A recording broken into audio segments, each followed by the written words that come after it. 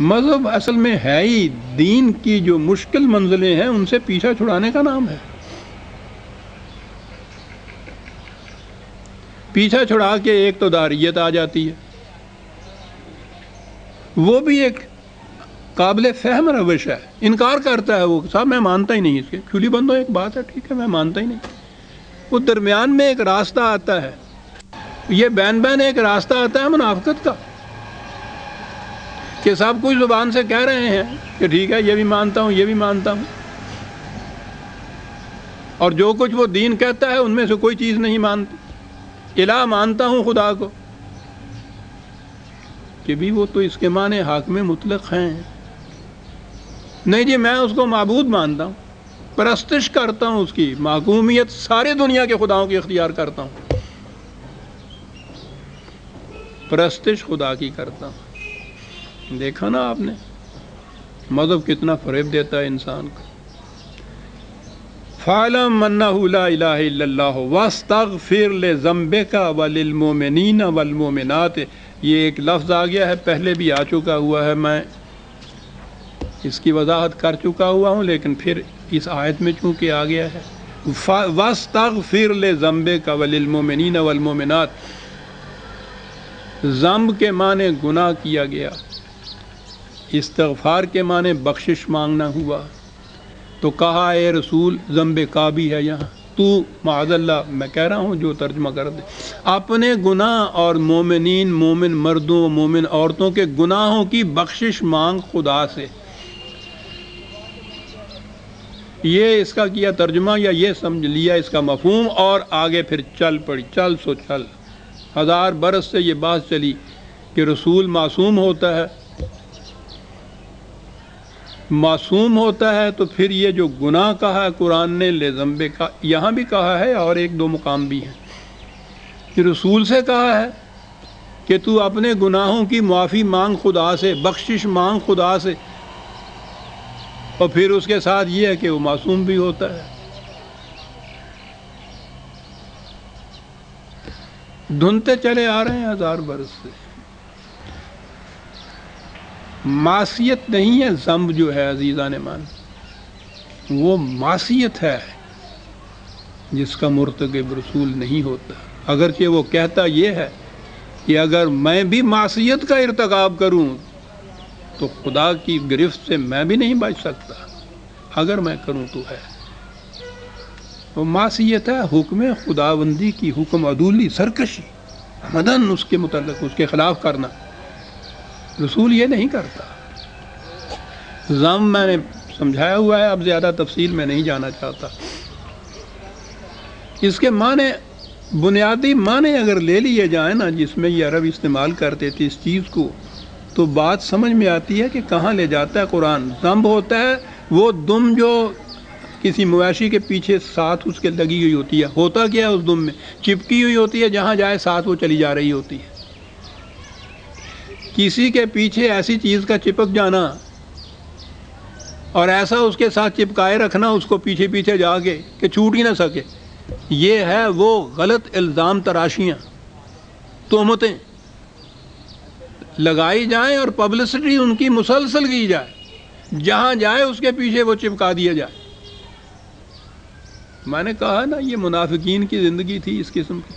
یہ قریش یہ نہیں کرتے تھے، یہاں آ کے یہ صورت تھی، پھر طرح طرح کے الزامات تراشتے تھے. اور میں سمجھتا ہوں میدان جنگ کی تلوار وہ اذیت نہیں پہنچاتی جو غلط الزام اور تہمت، اور پھر ان کی اس طرح سے پبلسٹی جو ہے وہ تو زندگی اجیرن کر دیتی ہے، جینا حرام کر دیتی ہے انسان کے اوپر. قرآن میں یہ چیزیں رسول اللہ کے متعلق یہ ہیں کہ یہ جو تھے منافقین کیا کیا کس کس قسم کی الزام تراشیاں کرتے تھے.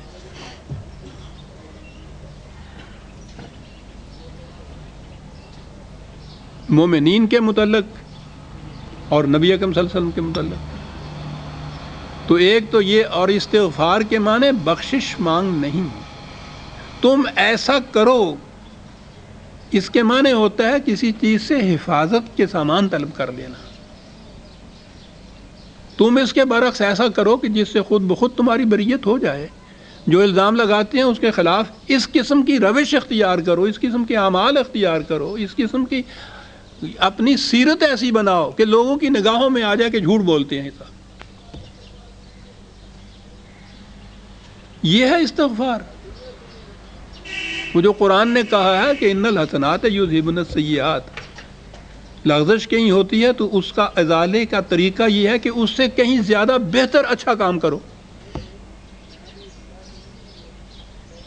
کوئی کہتا ہے کہ یہ بڑا بخیل ہے، اس کا علاج یہ ہے کہ تم اس قدر خیرات کرو کہ دنیا میں ڈنکا بج جائے تمہاری سخاوت کا، خود بخود وہ الزام دھل جائے گا، اس سے مغفرت حاصل ہو جائے گی۔ ذنب ایک تو اس چیز کو کہتے تھے، دوسری ایک اور چیز بھی تھی، خدا کی طرف سے احکام آتے تھے، ان احکام کو ایگزیکیوٹ کرنا، عملاً نافذ کرنا، اس کے مطابق جماعت کو تیار کرنا، پھر اس کے مطابق آگے عمل کرنا، یہ رسول کا فریضہ تھا سب سے پہلے۔ یہ ایسا کچھ کرنے میں بعض اوقات کچھ تدبیری غلطیاں ہو جاتی ہیں انسان سے، تدبیری، جنگ کے میدان میں بھی بعض اوقات ہوتا ہے، سپہ سالار سے کوئی تدبیری صاحب ہو جاتا ہے، اس سے کچھ نقصان بھی پہنچتا ہے، اس کے بعد اس نقصان کا ازالہ جو ہے فوراً دوسری تدبیر اختیار کی جائے کہ اس کا ازالہ بھی کر دے اور فائدہ بھی پہنچا دے۔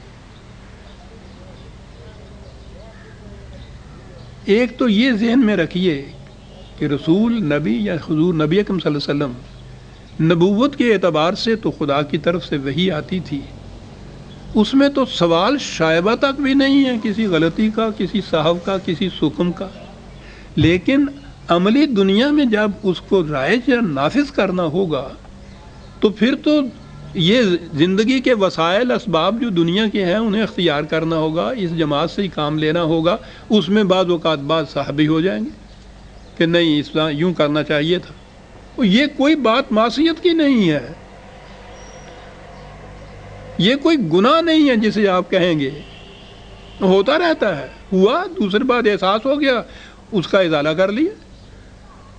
ذنب کے یہ معنی بھی ہوتے ہیں، اس ہونے کے بعد پھر جو اس سے نقصان پہنچا ہے اس کا ازالہ کر لیا جائے، اس سے حفاظت کا سامان معلوم کر۔ اور یہ کون سا وقت تھا جب یہ چیزیں زیادہ ہو رہی تھیں؟ واللہ یعلم متقلبکم ومثواکم، مدینے مکے سے ہجرت کر کے مدینے آنا کتنا بڑا مرحلہ تھا عزیزان میں۔ اس زمانے میں جب کہ سامان وسائل و رسائل کی اتنی فراوانی ہے، انتظامات اتنے وسیع ہیں، اب بھی جن لوگوں کو اپنے ملک سے کہیں دوسری جگہ آنا پڑتا ہے، حالانکہ بڑے انتظامات ہوتے ہیں، سوچئے کہ کس قدر اس کو اذیتیں، کس قدر تکالیف، کس قدر مصیبتوں کا سامنا ہوتا ہے۔ پھر اس کے اندر جتنے انتظامات کرنے ہوتے ہیں اس میں کئی کمیاں رہ جاتی ہیں، کئی سکم رہ جاتے ہیں۔ یہ ہے وہ مرحلہ متقلب اور مثوا، جہاں سے تم نے چلنا ہے، آنا جانا جس کو کہتے ہیں وہ، اور جہاں آخر میں جا کے جو تمہاری منزل مقصود ہے، جہاں جا کے ٹھہرنا ہے تم نے، وہ ہمارے سامنے ہے۔ تو یہ زندگی ہے مکے سے ہجرت کی، مدینے میں آ کے نئی جگہ قیام کرنے کی، تو ان کے اندر تو کئی تدبیری اسکام رہ جائیں گے عزیزان من، اس کا ازالہ کیا جائے۔ یہ نہ جرم ہے، نہ گناہ ہے، نہ کوئی غلطی ہے، کچھ نہیں، لیکن یہ ضرور ہے کہ جو ایسے ہو جائے اس کا ازالہ فوراً کر لیا جائے۔ اب پھر درمیان میں یہ حصہ آیا اور اس کے بعد پھر آگئے اسی موضوع کی طرف۔ اب یہ مدینے کی زندگی ہے کہ جہاں